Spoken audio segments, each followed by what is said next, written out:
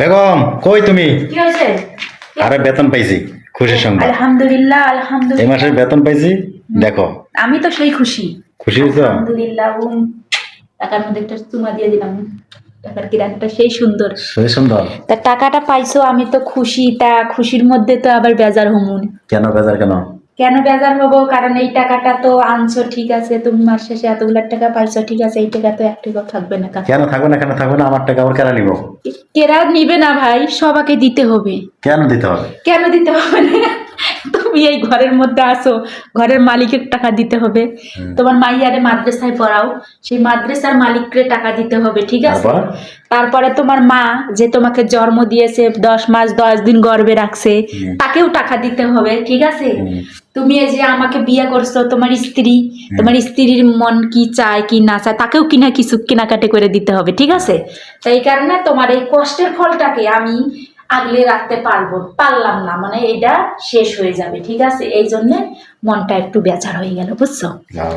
কারে দিতে হবে টাকা? হ্যাঁ, কারে যে বললামই তো, সবার কথাই বললাম তো, নাকি বললাম না? তাহলে এতগুলা টাকা পায় না লাভটা লাগে। তা তুমি অনেক কষ্টের ফল পাইছো, কিন্তু কষ্টের ফল পাইয়া আনছো, মনে তোমার অনেক শান্তি, কিন্তু ওই যে শান্তির মধ্যে সবাইকে তো দিতে হবে না, এটা হচ্ছে নিয়ম, ঠিক আছে।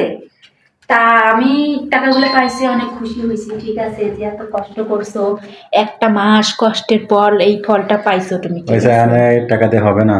এই এই টাকা দিয়ে হবে, চলবো না? চলবে, চলবে, আল্লাহ রহমতে চলে যাবে।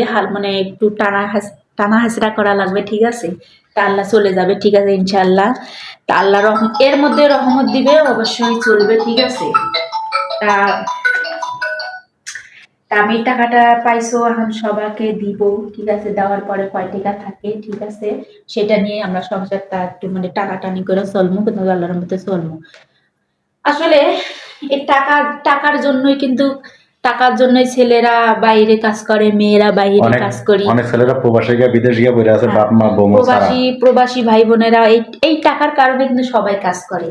আর হ্যাঁ, এই টাকার কারণে কিছু কিছু মেয়েরাও আছে, টাকার কারণে খারাপ হয়ে যায়, কিছু কিছু মেয়েরা টাকার জন্য ভালো হয়ে যায়, ঠিক আছে।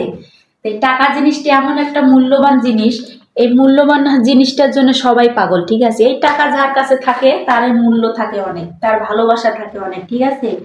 তা আমার এই টাকাটা দেখে অনেক খুব ভালো লাগতেছে। তা তার মধ্যে আমার আবার একটু ছোট ছোট আশা আছে। তা আল্লাহ যদি সেই আমার আশাগুলো পূরণ করায়, আমি ইনশাআল্লাহ আশাগুলো আমার পূরণ করব, ঠিক আছে। কি কি আশা আছে আমি আপনাদের সাথে সবার সাথে একটু শেয়ার করি। তা আমি নিজে এতিম, ঠিক আছে, আমি নিজে এতিম। আমি যখন কষ্ট করছিলাম আমার পাশে কেউ দাঁড়ায় নাই, ঠিক আছে। তা আমি এতিমদের পাশে, আল্লাহ যদি আমাকে টাকা পয়সা দেয়, এক সময় আমি এতিমদের পাশে দাঁড়াবো। হ্যাঁ, এতিমদের পাশে করবো, এতিমকে সাহায্য করব। আমি নিজে এতিম, জানি এতিম হলে কত কষ্ট হয়, ঠিক আছে। আমি এতিমদের সাহায্য করাবো, তা আল্লাহ জানি, ঠিক আছে। তা আপনারা সবাই একটু আমার জন্য দোয়া করবেন, ঠিক আছে।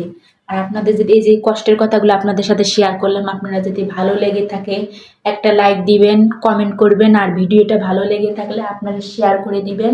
আর ভালো থাকবেন, সুস্থ থাকবেন। আল্লাহ হাফেজ।